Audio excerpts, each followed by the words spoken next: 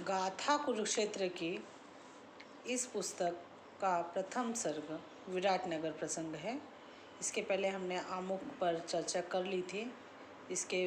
उसके भी पहले हमने महाभारत के सभी पात्रों का जो है चरित्र चित्रण कर लिया था, समझ लिया था। मैंने आप लोगों को बता दिया था कि किसकी उत्पत्ति कैसे हुई, कौन किसका क्या है, मतलब पूरा एक जो भूमिका है वो आपको समझ में आ गया। अब हम देखेंगे कि प्रथम सर्ग विराटनगर प्रसंग में किस बात का वर्णन हुआ। आपने इसके पहले देखा कि पांडवों को कौरवों ने क्या किया था, 12 वर्ष का वनवास और 1 वर्ष का अज्ञातवास जो है वो दिया था, वो भी छल से जुए में हराकर। और ये जब अपनी जो ये पूर्ण करके आते हैं, पूर्ण करके अपना ये टास्क जो है, ये जो उनको दिया जाता है, ये 12 साल का 12 साल का वनवास और 1 साल का अज्ञातवास ये पूरा करके आते हैं, फिर भी जो है उनको 5 गांव भी नहीं दिए जाते हैं, बल्कि मुकर जाता है युधिष्ठिर। और विराटनगर प्रसंग में देखेंगे ये क्या होता है। युधिष्ठिर से प्रारंभ होता है। युधिष्ठिर कहते हैं, स्वागत है श्री कृष्ण विराजे इस आसन पर। तो सुना आपने ज्येष्ठ पिताश्री धृतराष्ट्र ने क्या कहलाया। युधिष्ठिर पूछ रहे कृष्ण से, आपने सुना कि पिताश्री ने हमें क्या कहलाया, क्या संदेश भेजा। कृष्ण, हाँ युधिष्ठिर, सुनकर मैं तो दंग रह गया। उनका यह संदेश सुनकर मैं सचमुच हतप्रभ हूँ, दंग हूँ कि उन्होंने ऐसा संदेश आखिर तुम लोगों को क्यों भेजा।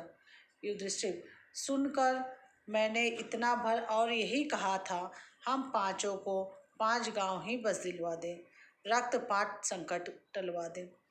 धृतराष्ट्र से युधिष्ठिर ने इतना ही निवेदन किया कि उन्हें पूरा राज्य ना दें, खांडवप्रस्थ ना दें, हस्तिनापुर ना दें, लेकिन 5 गांव तो दे दें जिसमें 5 भाई आराम से रह सकें, अपना राजपाट चला सकें।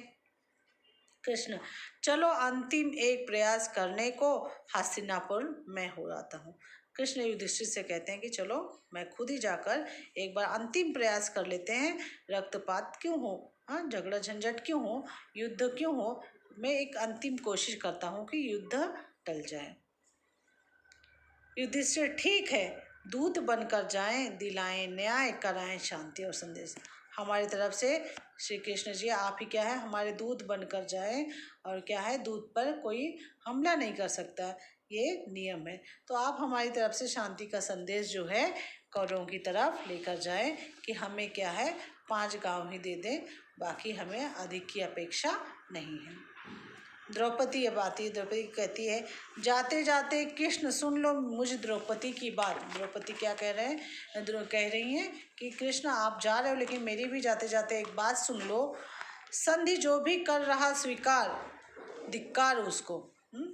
वो नहीं चाहती, वो चाह रही है कि उसके अपमान का बदला हो। वो कह रही है कि जो भी संधि करना चाहता है उसको धिक्कार है। युधिष्ठिर के धर्म को, भीम के भुजदंड को, अर्जुन के गांडीव की टंकार को धिक्कार है।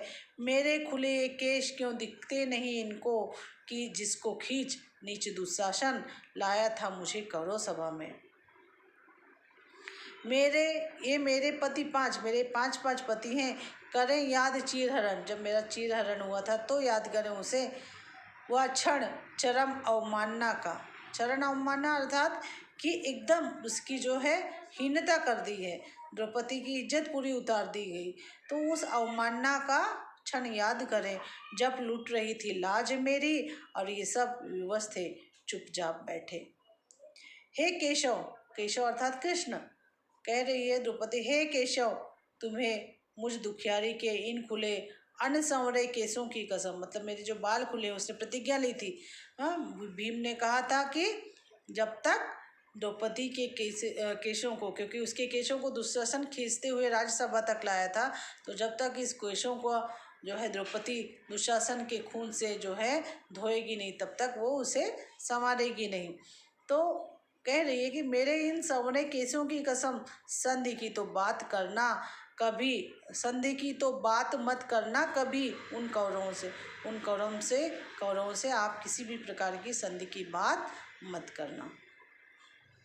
कृष्ण कहते हैं, अपने आंसुओं को पोंछो द्रौपदी, अपने आंसुओं को पोंछो, धैर्य धरो, जीवन डाल से टपक पड़ेंगे युद्ध भूमि में, काल के पकाए कौरव। जीवन डाल अर्थात जो उनकी जीवन चल रहा है, ये जो जीवन आयुष्य है, ये जो ये उम्र वो जी रहे हैं, ये जीवन डाल से क्या है, वो गिर जाएंगे। यानी काल के पकाए, जैसे फल जो है आम पक जाता है तो पेड़ से गिर जाता है, उसी प्रकार जो है ये कौरव जो हैं ये काल के पकाए कौरव हैं। योद्धा पति तेरे देंगे उन्हें मृत्युदंड, दिलाएंगे तुझे प्रतिशोध। तुम्हारा बदला लेंगे, तुम्हारे अवमानना का, तुम्हारे साथ जो ज्यादती हुई उसका जो है बदला तुम्हारे ये पांचों पति लेंगे।